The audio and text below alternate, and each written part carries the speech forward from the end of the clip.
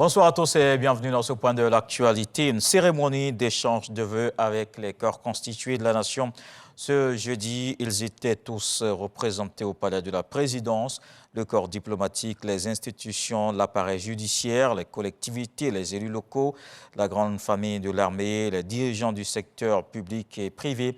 Le président de la République, Alassane Ouattara, s'est réjoui de la consolidation des acquis importants enregistrés depuis 2012. Le chef de l'État a souligné les bonnes perspectives économiques pour le pays avec l'accélération de la transformation de l'économie et des produits agricoles, la création d'emplois notamment pour les jeunes, la lutte contre la pauvreté et l'amélioration des conditions de vie des populations. Je vous propose justement d'écouter le président de la République.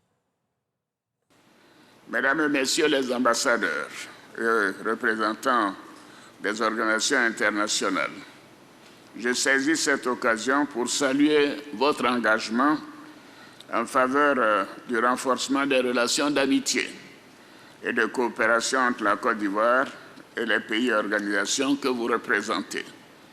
C'est le lieu de relever votre contribution, dont l'impact sur le développement de mon pays est inestimable.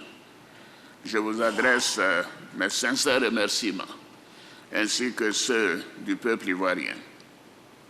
Mesdames et Messieurs, je me réjouis également de l'intérêt que l'ensemble du corps diplomatique porte à la mise en œuvre des réformes structurelles en cours dans mon pays et des changements qualitatifs en termes d'amélioration de la gouvernance et des conditions de vie de mes concitoyens.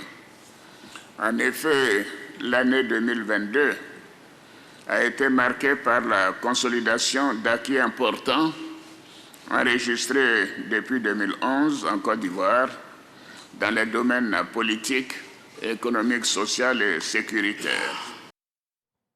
Le président de la République a aussi évoqué la tenue d'élections locales cette année 2023. La commission électorale indépendante se prépare. La révision de la liste s'est achevée le 20 décembre. Pour cette opération, la CEI s'est donné les moyens de réussir en sensibilisant les populations.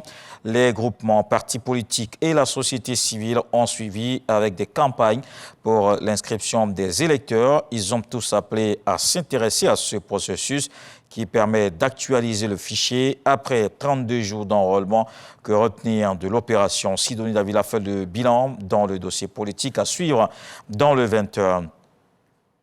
Dans le reste de l'actualité, des dizaines de milliers de fidèles se sont réunis ce jeudi, place Saint-Pierre à Rome, pour assister aux obsèques de Benoît XVI. La cérémonie présidée par le pape François, le souverain pontife, a rendu un ultime hommage à son prédécesseur décédé samedi à 95 ans. La cérémonie ponctuée de prières et de chants a duré environ 1 heure. La messe de rite latin et en plusieurs langues était concélébrée par plus de 4000 cardinaux, évêques et prêtres, mais son caractère exceptionnel résidait dans la présence d'un pape aux obsèques de son prédécesseur, une première dans l'histoire récente de l'Église.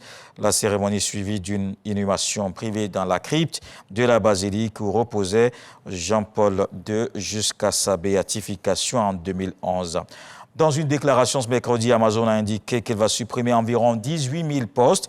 Il s'agit de la plus importante série de mises à pied de l'histoire de l'entreprise basée à Seattle. Le PDG a indiqué que ces changements aideront l'entreprise et sa gestion des coûts à long terme. Il mentionne que les salariés impactés ou bien leurs représentants, le cas échéant en Europe, seront contactés par la société le 18 janvier. Rappelons que le géant du commerce électronique compte un effectif mondial de 1,5 million d'employés. Et puis pour terminer, le président russe a ordonné ce jeudi à ses forces d'appliquer un cessez-le-feu en Ukraine les 6 et 7 janvier.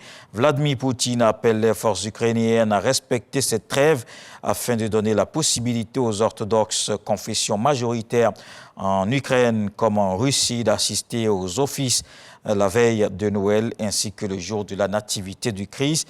Une décision prise après une demande du patriarche de l'Église.